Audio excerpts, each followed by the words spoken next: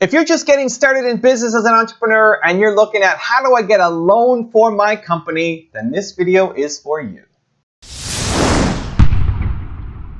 What's up, Believe Nation? It's Evan. My one word is believe, and I believe in you. I want to see that crazy thing that you've got inside here, this big idea, explode on into the world so that you can have a big impact for your friends, for your family, for your community, and for the world. One of the questions I get asked a lot is, how do I get a loan for my business? I'm just starting out. How do I get money to launch this big idea? And so in this video, I'm going to share with you my 7 ways to get a loan as a startup. 9, 8,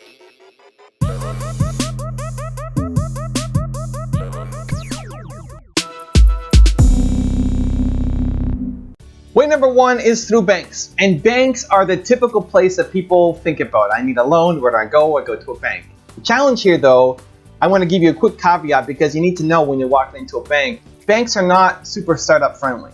Banks exist not to give high-risk loans out to startups, and startups are in the highest risk category of any business. And the challenge you have is separating your business from everybody else. From the 95% of other companies that are failing, why are you going to be the one that succeeds? And so banks typically will not fund companies that have less than 3 years of experience. And so this video is targeting towards startups. You don't have 3 years of experience, 3 years of financials in your company, and so the chance of you getting a loan just based off your business is super low. Typically, the only way to get a loan from a bank as a startup is based off your personal credit. So if you have crappy personal credit, you're unlikely to get the loan. If you have decent personal credit and you've been working towards building it up, then there's a good chance the bank will give you a loan. But again, it's personally guaranteed. So if something goes wrong, they're taking your house, they're taking your car, they're taking some of your assets. It's not against the business. As soon as you can get to the point where any financing is against the business, that's where you want to be. Just in case something goes wrong, they're not taking your house away. So since banks are not a fantastic option for startup entrepreneurs, let me give you 6 more options on this list. Number 2 is friends and family.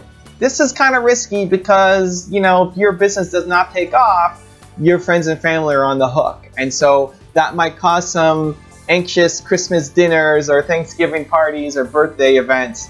And one thing you want to be really, really clear on here is thinking about the family member, the friend that you have. Are they going to regret this for the rest of their life? Are they going to be on you the rest of their life if it doesn't work out? Being super clear up front that this is really, really risky. As an example, Jeff Bezos, when he was starting Amazon.com, he went to his parents to get a loan for his business, to get the startup capital to get going. And he said, there's a 70% chance that I'm going to fail, which is actually a lot lower than what the actual chance is for most entrepreneurs. There's a 70% chance that you're never going to see your money again. Are you okay with that? And they still gave him the money to do it, right? And so having that optimism that you want to be able to build this big thing and you think you're going to succeed, but also having a temper to let people know that they may never see their money again, and is that okay? Because you don't want to burn relationships because of money. It's the worst thing to be able to be in a fight over.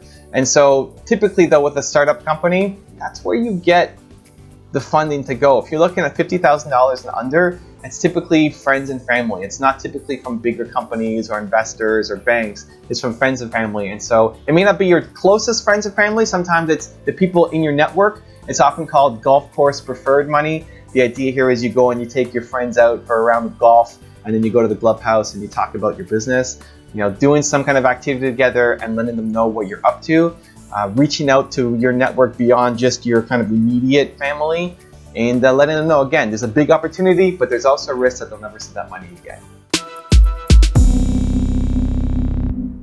Number 3 is individual investors. Typically, we call these people angels. Angels sometimes go on the debt side. So we're talking about how to get a loan, not how to get an equity investment. Angels will sometimes go on the debt side where they'll give you a loan. And this is typically where you can't go to the bank, you can't go anywhere else. And so you get a loan. You're going to likely expect a higher interest rate because it's riskier, right? The riskier a project is, if everybody else has turned you down, it's a higher risk opportunity. And so you're going to have to pay a higher interest rate. What I would try to do if you're reaching out to individuals, first of all, how do you find them? Usually it's through your connections, usually it's through informal networks. Most people don't say, hey, I'm an angel investor, give me your pitches and proposals, because they'd be bombarded with people. So the way to get through is typically through your lawyers, through accountants, through bookkeepers, through people who are dealing with these kinds of people on a regular basis. So the first step is talk to your lawyer, talk to your accountant, talk to your bookkeeper. If you don't have any of those lined up, ask your friends, do you have a lawyer, do you have an accountant, do you have a bookkeeper that I could talk to? I want to talk to them about my business and also potentially look at pitching some investors. And the more those kinds of people you could talk to, an investor likely isn't going to have a website to say pitch me ideas, but they will listen to their lawyer or their accountant or the bookkeeper who's given them ideas and say this might be a good fit. Next, when you're doing the pitch, also make sure that you're getting something more than money. If I'm working with an angel investor, I want to work with somebody who can potentially help my business, either through some advice, through some mentoring, through some connections, sales, opening doors. The money is great, but you want somebody who can bring more than just that initial phase of funding to you. That's called dumb money. You want people who are what they call smart money, who's going to be able to bring a lot more to your business as well. Way number 4 is government grants. This is not quite a loan. Sometimes it is, sometimes it's not. A hardcore, like official grant is just you get money, you never have to pay it back. But a lot of government programs also are loan-based, where they pay either 0 interest or a really low rate of interest. And a lot of these government programs are based off super specific criteria. So if you're a woman entrepreneur, there's programs. If you're a native entrepreneur, there's programs. If you're a African-American entrepreneur, there's programs. If you're a young entrepreneur, there's programs. Depending on how you classify, there's different programs.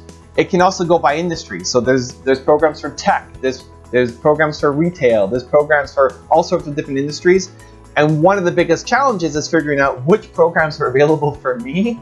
And you can also have them at a city level, at a state or province level, and at a national level, lots of different programs. In Canada, we have a program, in Toronto at least, we have an organization called Enterprise Toronto that's run by the government, and part of their role is to help kind of figure out what programs you might be a fit for. I'd highly recommend seeing what government agency is in your local community that might be able to help you make that decision as to who to apply to and what grant or loan might be the best fit for you. Sometimes there are restrictions on government programs. So as an example, the government might fund a program for you, but you have to keep your company and your technology in your country for the next 5 years, right? We have a program in Canada like that if I did that, it would prevent me from selling my company to an American company because the tech has to stay here for at least 5 years. And so looking at what kind of restrictions might come with it. The biggest downside about government programs is it just takes so long for it to happen. Entrepreneurs, we want things to happen ASAP, right now, immediately. We're entrepreneurs, we're impatient, we want things to just motor through. And dealing with big corporations and banks is painful and slow enough, but dealing with the government is a whole other beast. It's just such a long waiting period that if you're just waiting for that to come through, nothing's going to happen in your business. So I would recommend, if you're looking at the government options, to have that as an option, pursue it, and at the same time start building up whatever you can with your business so that you're not just waiting 6 months or a year for some government check to come in. Way number 5 is through customers, and this is one of my favorite ways. Pre-sell your product or your service to potential customers. So this is where services like Kickstarter come in, or if you're just launching a website and you're promising a product and you're doing pre-orders for a campaign. A buddy of mine is launching a new clothing line, and he has a mock-up or a sample of one hoodie that he's trying to sell, and he's taking pre-orders to see how many can he sell before he goes out and buys it. It's fantastic because 1, you're not giving up any equity in your business, so you're not losing a percentage of your company. 2, you're not taking out a typical loan where you have to pay interest and principal back every month. And 3, you're only actually moving forward on your plan if you have sales. It's no risk because you're making money before you're spending money. And so whether you're using a platform like Kickstarter or whether you're just using your own network or your website or your social media, whatever idea you have, I would try to just put together a presentation, a mock-up, a sample, a demo, and then go out and try to get orders for it. Don't say that it's available yet. Don't say like, hey, I'm going to take this order and it's for sure going to happen. You say this is pre-orders. We need to hit 1,000 units or 10 units or whatever your number is going to be. And if we hit that, then we're going to make them. And tying your customers into your goal is a great strategy because if they know you need to sell 100 for this to be made, maybe they tell their friends about it. Maybe they buy an extra one or two. Maybe they post it to the social media account because they really want to get that product, and if they know that if you can't get to 100, you're not going to make it. And so getting that money up front from your customers is, from this list, my favorite way to be able to fund your business. Okay, way number 6 is from your job. You know, jobs suck, but the reason to have a job is to be able to learn and to be able to understand how the industry works, to be able to make some contacts. And there's 2 ways to get funded from your job. One is you just use your salary that you're making that hopefully you can put aside some money every month so that it's not all going towards paying off your bills and you're just living paycheck to paycheck. And that may mean living below your means for a while to get the money to do what you want to do. Some people use it as an opportunity to start becoming an entrepreneur by leaving their job, leaving being an employee, and then contracting their services back to the same company they're working for. So whatever you're doing at the company, the job that you're currently working at now, go and talk to the boss and say, listen, I would love to be a continuous part of your company. I want to keep adding value to what you're doing. Can we make it that I'm a contractor for you instead of an employee? And maybe then you reduce your number of hours. Maybe you go from 5 days a week to 4 days a week, or slowly that evolves over time. As a contractor, as an entrepreneur, you get to take home a lot more money because you can write off a lot more things as part of your business. You're not spending after-tax dollars on everything, and that can help fund your next evolution of your company. The other thing you can do with a job is try to look for opportunities to create a business. So are any of the customers that you're working with potential customers for your new company? Or any of the people on your team, people that you can work with on your new business? So don't go to a job just to collect a paycheck and hate your life. You go to a job to learn, to mentor, to grow, to make connections, to potentially sell your services to, and that becomes a little incubation for your next business. And way number 7 is through suppliers. This is a more innovative strategy to be able to get your company off the ground, but think about where you're going to be spending your money. So you need X amount of dollars to launch your business, right? You need whatever it is, $10,000, $25,000. Where are you going to spend that money? Who are you going to be spending it with? And then go have a conversation with those people to see if there's something that you can work out. If they really believe in your mission, your vision, your plan, that this is going to work out, that you're going to grow with them, you're going to give them referrals, you're going to increase the business that you do with them, they may be able to give you credit. They may be able to say, okay, you know what? We will give you your first 500 hoodies. Go out and sell those. We'll give you those on credit, then come back and pay us. And so it doesn't always have to be from friends or family or government or banks or jobs or customers. It could also come from the supplier side. If you can strike up some interesting, unique ways to be able to get the products or service that you need up front in advance on credit, and then go out and start making some sales. So that's what I got. Those are my 7 ways to get a loan as a startup. I want to thank Mode Abu Sal for giving that recommendation. If there's a topic you want me to cover in another 7 ways video, check out the link in the description. You can go and cast your vote. I'd love to know from the 7, which one was your favorite? Which one are you going to apply immediately to your business? And is there an 8, 9, 10 that you want to add to the list? Share it down in the comments below. Really excited to see what you have to say. Thank you guys again for watching. I believe in you. I hope you continue to believe in yourself and whatever your one word is. Much love, guys. See you soon.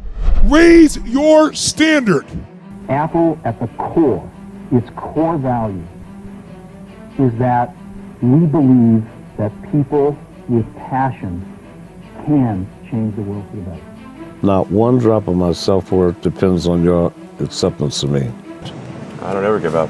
I'd have to be dead or completely incapacitated. Hey Believe Nation, if you want to see my all-time favorite top 10 rules of success, I have a very special secret video for you. These are the individual clips that I have personally learned the most from and applied to my life and my business. Check the link in the description for details.